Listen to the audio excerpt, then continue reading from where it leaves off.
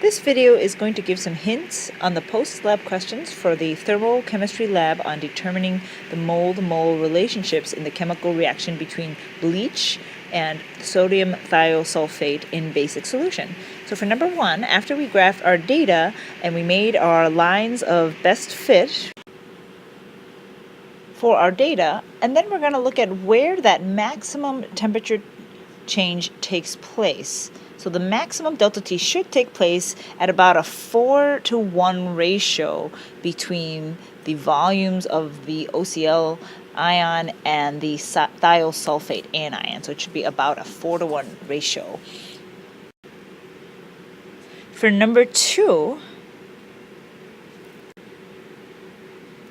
you need to say more than just, because it was a constant. Yes, it was a constant, but this question is asking, why is it important to keep that constant from an experimental standpoint? And again, your answer needs to say more than just, because otherwise we would have too much error, but specifically, what kinds of errors would you have? And what is the purpose of keeping that constant? What role does that play in this reaction in terms of finding that maximum temperature change in the calculations involved?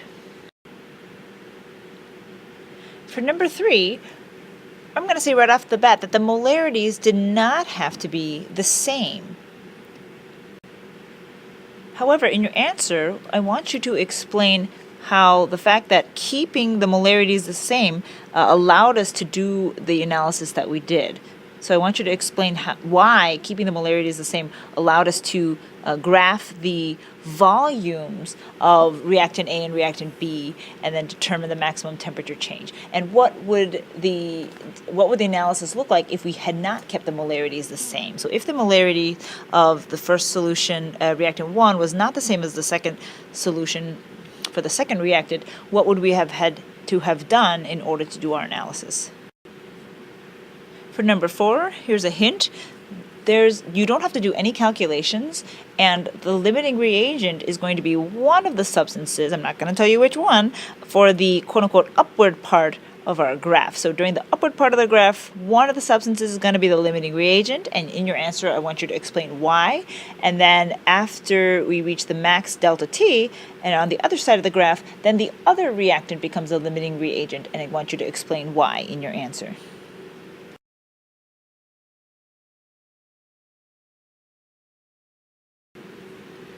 In order to do number 5, we need to figure out the products of our redox half reactions. And they didn't give you this one, so we'll give you a hint there. So my hypochlorite anion, which you can also write as ClO-1, goes to the chloride anion. And the thiosulfate anion goes to the sulfate anion. So let's figure out which species is being oxidized and which is being reduced. In the hypochlorite reaction, the Cl is going from an oxidation state of +1 to an oxidation state of -1. And remember that oxidation is the loss of reduction and electrons, and reduction is the gain of electrons. So here our chlorine is being reduced, and my sulfur is going from a, -6, and then so both S2s have to be +4, which means each S has to have a oxidation number of +2. And then on the sulfate side, that sulfur atom has an oxidation state of +6. So this one is being oxidized and is losing 3 electrons.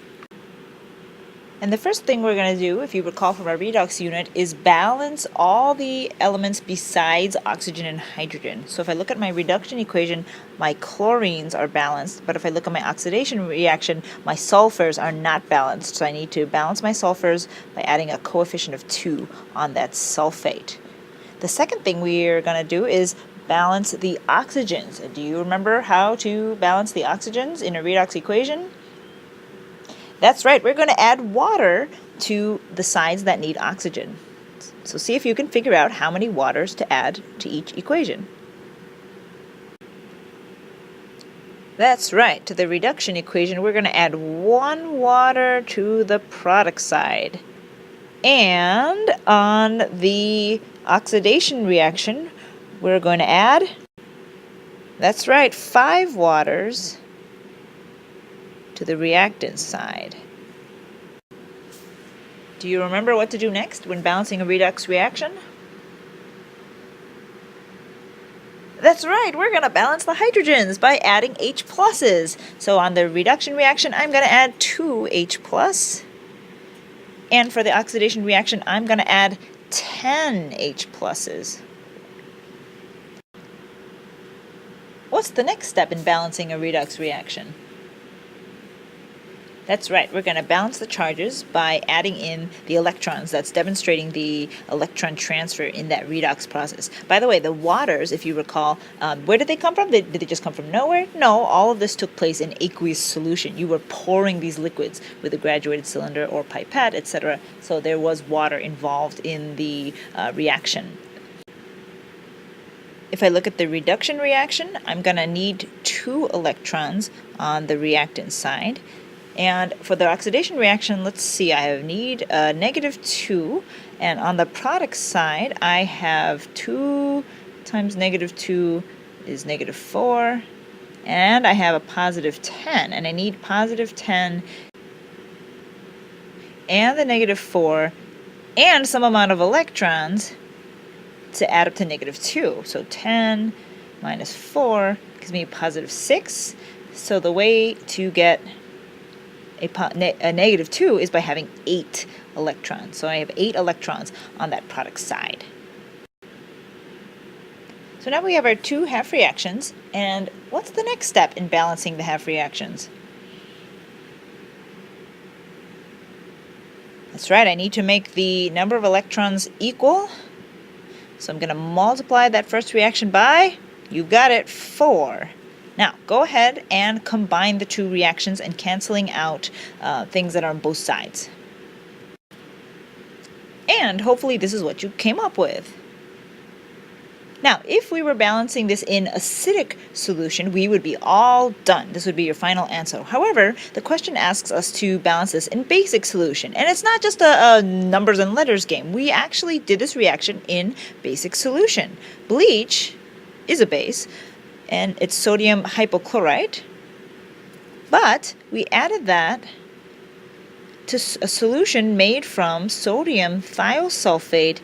And when we made that solution, we also added sodium hydroxide. So this reaction took place in basic solution, and those hydroxide ions are actually part of that redox process. The reaction will not happen without those hydroxide ions. So when we're balancing in basic solutions, we need to show that we're neutralizing any remaining H plus acid ions by adding hydroxide base. So because I have 2 hydrogen cations, I'm going to add 2 hydroxide anions. I saw that's kind of small in there. So 2 OH minus 1s to both sides. So I added that to that right side, the product side, and I'm going to add hydroxide, 2 of them, to the reactant side.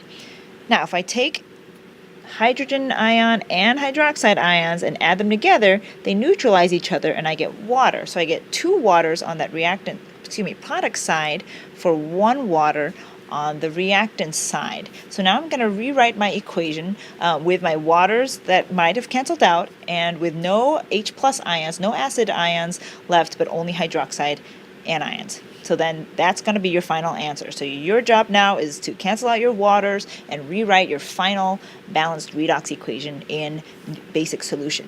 Good job. For number 6, here's a hint. You need to think beyond just thermochemistry and calorimetry. Think about any kind of stoichiometric reaction, any kind of balanced equation where we can measure the products. So suggest any kind of measurement other than a temperature change. So think about all the other kinds of experiments that we've done. Think about things that we've made.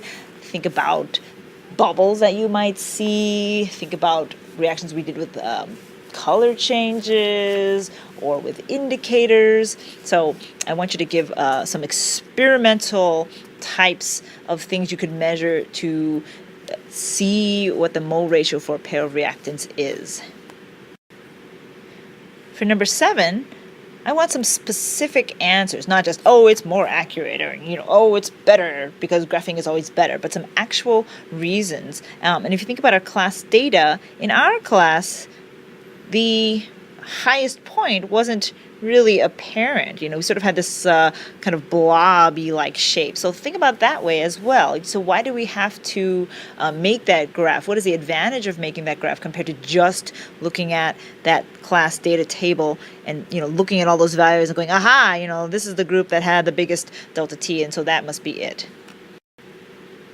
And here's a hint on our last question, question 8. So in our experiment, we started with both solutions A and B at room temperature. So in our experiment, we had the same starting temperature, the first temperature. But this is saying, what if they're not at the same temperature? What if one of them is at 23 and one of them is 30?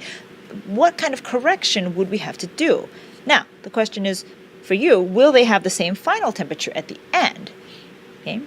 The answer is yes, they will have the same final temperature at the end. So then when we solve our Q equals mc delta T, or when we solve for delta T, what kind of correction do you have to do in order to figure out where to get that delta T from? Because delta T is T final minus T initial. But if they have two different initial temperatures, what kind of correction would you have to do? And again, we want a specific correction, some like a formula almost, or a description of what kind of mathematical manipulation are you going to do. So when they say correction, they mean a calculation correction, not a physical correction, like not using less, liquid, or not using a thermometer or something like that. But what sort of mathematical way are you going to account for the fact that you have two starting temperatures? All right, you did it. Congratulations.